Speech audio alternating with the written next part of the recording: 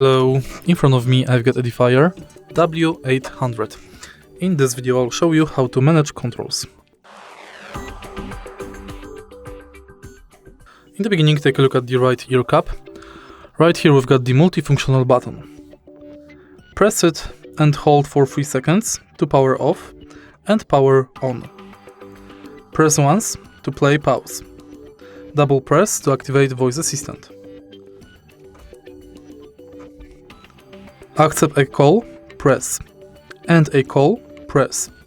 Decline a call, press and hold. Right here we've got the buttons, thanks to which we can increase the volume, decrease the volume, and if you press and hold those buttons, you will skip to the next song and to the previous song. And that's basically it. If you find this video helpful, please leave like, comment and subscribe.